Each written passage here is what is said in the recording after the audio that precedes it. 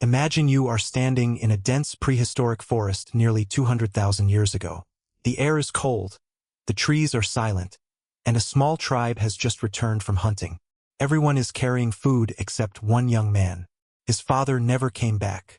A massive predator attacked during the hunt, and nobody could save him. The tribe gathers around the fire. Nobody speaks. Nobody knows what to do.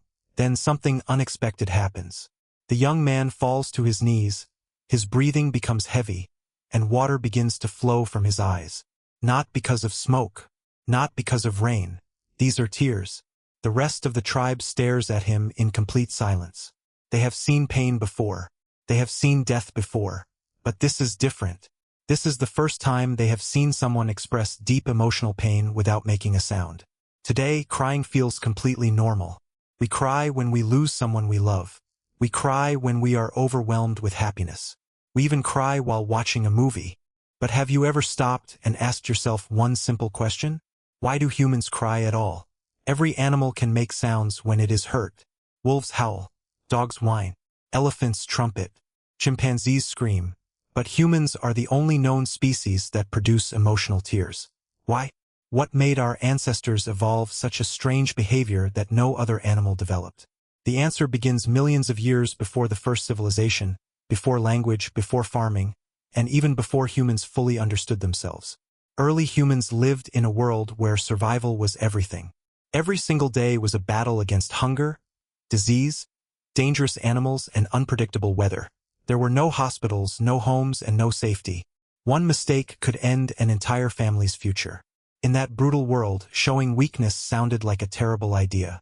If predators saw you as weak, you became an easy target. If rival groups saw you as weak, they could take your food or your shelter.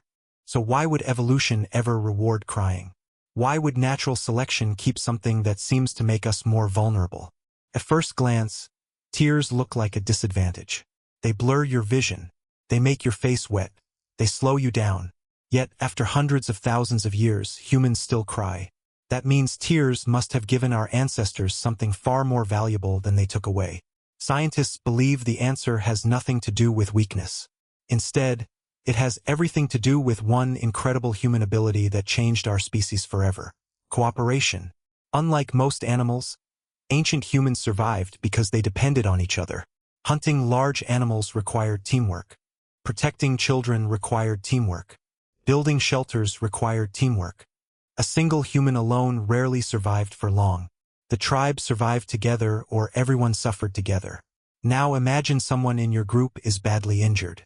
If they stay silent, nobody knows they need help. But if they cry, everyone immediately understands that something is wrong. Long before humans created words, tears may have become one of the most powerful forms of communication. A silent signal that said, "I need you," and perhaps even more importantly, a signal that encouraged others to respond with compassion instead of aggression.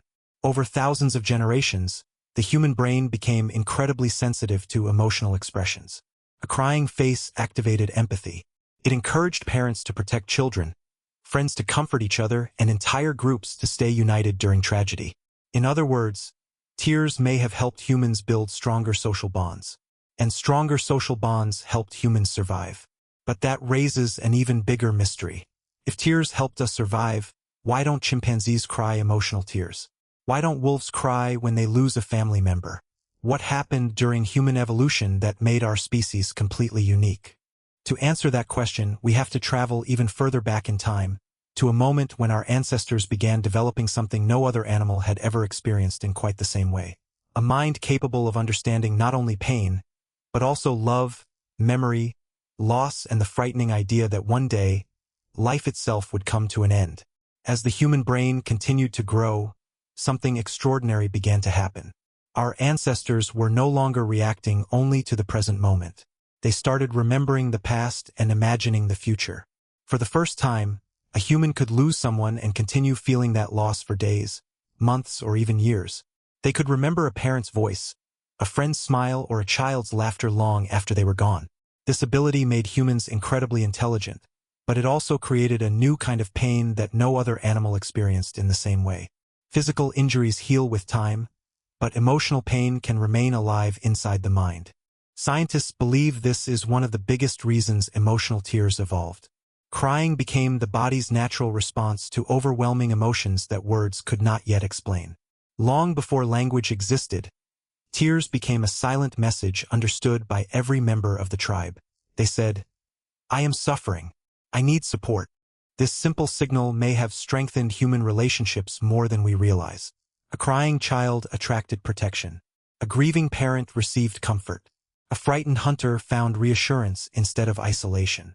Every time a tribe responded with care instead of violence, the group became stronger. Stronger groups survived longer, raised healthier children, and passed their genes to the next generation. Modern neuroscience supports this idea. Emotional crying activates parts of the brain connected to empathy, trust, and social bonding. When we see another person crying, our own brain often reacts automatically. We feel concern. We want to help. We want to understand. That emotional connection is one of the greatest strengths of our species. Tears are not simply drops of water. They are biological signals carrying deep emotional meaning. Interestingly, humans actually produce 3 different kinds of tears. Basal tears keep our eyes healthy every second of the day. Reflex tears protect the eyes from smoke, dust, or onions. But emotional tears are completely different. They contain higher levels of certain hormones and proteins linked to stress and emotion. Some researchers believe crying may even help the body regulate intense emotional pressure. While scientists continue studying exactly how this works, one fact is clear. Emotional tears are unique to humans. That makes them one of the rarest behaviors in the entire animal kingdom. Think about that for a moment. The same ability that once looked like weakness may actually be one of the reasons humans became the most cooperative species on Earth. Every civilization, every family, and every friendship has been shaped by our ability to understand another person's pain. Tears help turn groups into communities and communities into civilizations. But there is still one final mystery. If crying helped ancient humans survive, why do we still cry today when our lives are completely different? Why do tears appear during weddings, reunions, victories, and moments of overwhelming happiness? The answer reveals something even more fascinating about what it truly means to be human. Today, our world looks completely different from the one our ancestors lived in. We have cities, hospitals, technology, and millions of people around us. Yet our brains still carry the same emotional systems that helped ancient humans survive hundreds of thousands of years ago. That is why tears appear during moments that have nothing to do with physical pain. We cry when we hold our newborn child for the first time. We cry when we finally achieve a lifelong dream. We cry when we say goodbye to someone we love. We even cry while listening to music or watching the ending of a powerful story. In every case, tears appear when emotions become too powerful for words alone. They remind us that being human is not just about intelligence. It is about connection. Every tear tells a story that language sometimes cannot. Ancient humans never understood hormones, psychology, or neuroscience, but they understood one simple truth. When someone cried, they needed their tribe. That instinct still lives inside us today. Even in the modern world, seeing another person cry often changes our behavior immediately. We stop arguing. We become quieter. We listen more carefully. We offer comfort without even thinking about it. That response is not an accident. It is the result of millions of years of evolution shaping the human brain to value empathy, trust, and cooperation. Without those qualities, our ancestors may never have survived long enough to build villages, kingdoms, or civilizations. Crying was never a flaw in human evolution. It was one of its greatest inventions. It transformed pain into communication, fear into support, and loneliness into connection. That is something no other known species has mastered in quite the same way. So the next time you see tears, remember that you are witnessing one of the oldest survival tools ever created by nature.